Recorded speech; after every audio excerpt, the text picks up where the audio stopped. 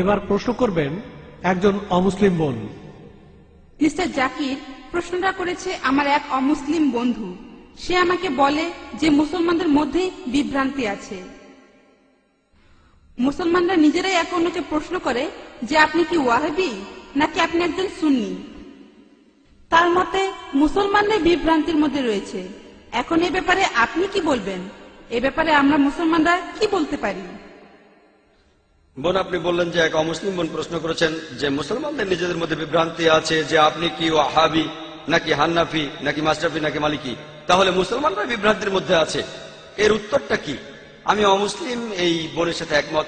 দুর্ভাগ্যজনকভাবে মুসলমানরা এখন অনেক ভাগে বিভক্ত। তবে আমি যখন হিন্দুদের বেদ পড়তে বলছি তখন মুসলমানদেরও কোরআন পড়তে বলছি।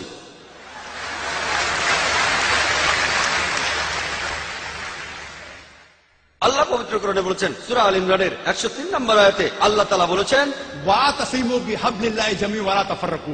আল্লাহর রজ্জু শক্ত করে ধরো আর বিচ্ছিন্ন হও না। আমরা আল্লাহর রশি ধরবো, আর সেই রশি হলো পবিত্র কোরআন আর সহিহ হাদিস।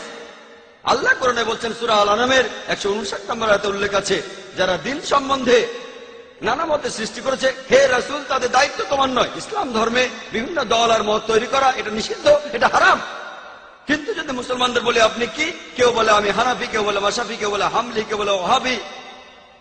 নবীজি কি ছিলেন? তিনি কি হানাফি? তিনি কি মাশরাফি? তিনি কি হামলি? তিনি কি মালিকি? তিনি কি ছিলেন? তিনি মুসলিম ছিলেন।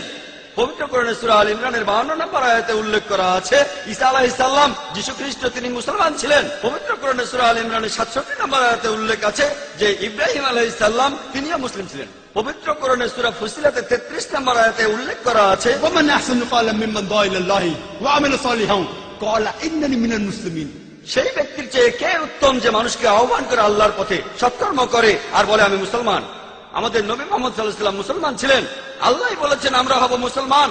মুসলমানের চেয়ে ভালো কোনো বিশেষণ নেই। আর চারজন বিখ্যাত ইমামের সবাই, ইমাম আবু হানিফা, ইমাম মাশরাফি, ইমাম আহমদ ইবনে হাম্বল, ইমাম মালিক, আল্লাহ সবাইকে শান্তিতে রাখুন, তারা বিখ্যাত পণ্ডিত। আমি তাদের সবাইকে শ্রদ্ধা করি, পছন্দ করি। তারা বিখ্যাত পণ্ডিত।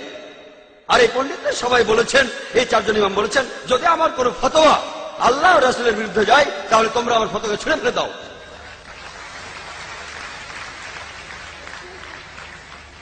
যদি ভালো করে দেখেন, এই যে ইমাম যারা ছিলেন তারা মুসলমানদের বিভক্ত করতে চাননি। তারা চেয়েছিলেন মানুষ যেন মূল ধর্মগ্রন্থগুলো পড়ে, কোরআন আর সহিহ হাদিস। তাই আমাদের এখন যা করতে হবে, আমি জানি যে লোকজন বলে একটা হাদিসে আছে মুসলিমরা 73টি ভাগে বিভক্ত হবে, এটা আছে তিরমিজিতে সহিহ হাদিস 171 নম্বর হাদিস। নবীজি বলেছেন ভবিষ্যতে 73টি ভাগ তৈরি হবে, ভাগ করা উচিত সেটা বলেননি।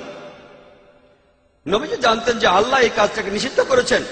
তাহলে যেটা করতে পারেন, আল্লাহ আর রাসূলকে মানেন, আর নিজেদের আপনারা যে নামে ডাকতে পারেন সেটা হলো মুসলমান।